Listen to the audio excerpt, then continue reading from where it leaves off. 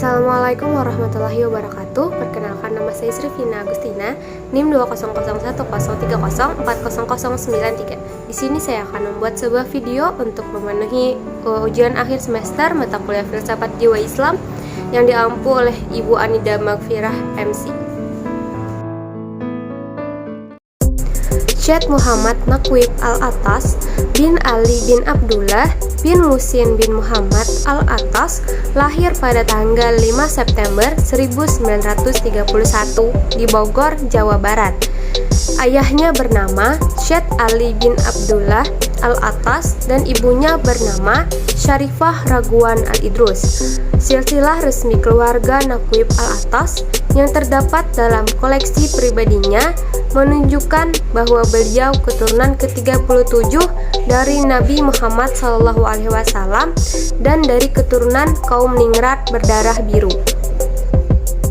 Syed Muhammad Naqib Al-Attas telah menulis lebih dari 30 buku dan juga berbagai artikel yang menyangkut masalah pendidikan, pemikiran, dan sejarah. Beberapa bukunya yang ditulis dalam bahasa Melayu dan Inggris telah diterjemahkan dalam berbagai bahasa seperti bahasa Arab, Persia, Turki, Jerman, Italia, Rusia, Indonesia, dan lainnya. Adapun beberapa karya beliau yang sangat berpengaruh dalam belantika pemikiran, di antara karyanya yang terkenal yaitu Islam and Secularism. Orang yang bahagia adalah mereka yang mengikuti risalah Rasul dan bagi mereka surga sebagai tempat kembali dan kekal di sana. Itulah model kebahagiaan menurut Wahbah. Pemikiran Wahbah sejalan dengan pemikiran Syed Naqib Al-Attas.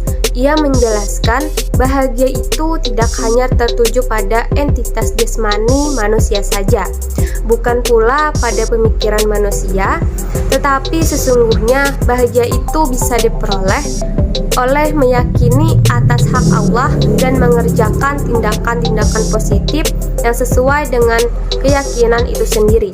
Hal penting yang perlu diperhatikan dalam memperoleh rasa bahagia adalah agama menjadi asas pokok yang tidak bisa dilupakan. Al-Attas menjelaskan bahwa bahagia merupakan rasa senang yang berdasarkan pada ilmu, iman, dan perbuatan yang berupa akhlak yang baik. Ilmu dan iman merupakan kebenaran yang akan membawa manusia untuk membedakan mana hal yang baik dan mana hal yang buruk, sehingga manusia mampu menghasilkan sebuah kondisi yang disebut dengan adil. Kebahagiaan merupakan tujuan hidup setiap manusia. Semua orang mendambakan rasa bahagia, senang, keberuntungan, serta kemakmuran. Dalam istilah psikologi, kebahagiaan diukur dengan kualitas hidup dan kesejahteraan. Sedangkan dalam Islam, kebahagiaan dipandang dalam dua dimensi, yakni dimensi dunia dan akhirat. Dunia sebagai investasi kebahagiaan akhirat, sehingga kebahagiaan itu tidak hanya berfokus pada aspek materi, tetapi lebih mendalam dari itu, yakni ada unsur rohani di dalamnya. Al-Attas menerangkan bahwa hati, jiwa, ruh, dan akal manusia menunjuk pada sesuatu yang tidak terbagi, entitas dan identik substansi spiritual yang merupakan realitas atau sesuatu yang menjadi esensi manusia. Ia adalah al-latifah al-arwhaniyah, sesuatu yang dicipta tetapi abadi, tidak bisa dibatasi ruang dan waktu. Menyadari dirinya dan merupakan fokus bagi hal-hal intelek, dan jalan mengetahuinya melalui intelek dan dengan mengamati aktivitas yang berasal darinya. Ia memiliki banyak nama karena kondisi eksiden. Tatkala ia terlibat dengan intelektual, ketika ia mengatur raga disebut jiwa.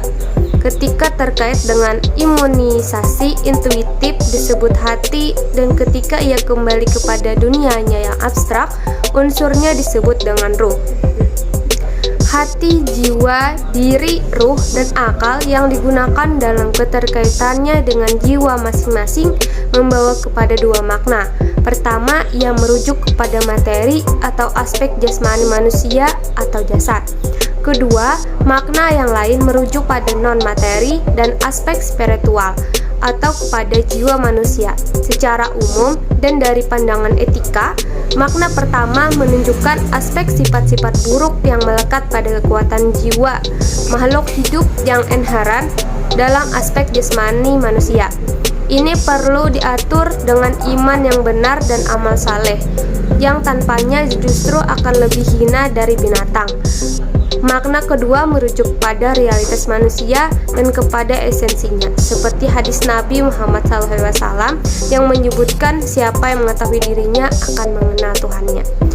Kemerosatan ilmu pengetahuan Islam terutama sekali berkaitan dengan epistemologi. Problem yang muncul di kalangan umat Islam adalah ketika sains modern diterima di negara-negara Muslim modern, sementara kesadaran epistemologi Muslim sangat rendah. Epistemologi sains modern berpijak pada landasan pemisahan agama dan ilmu pengetahuan.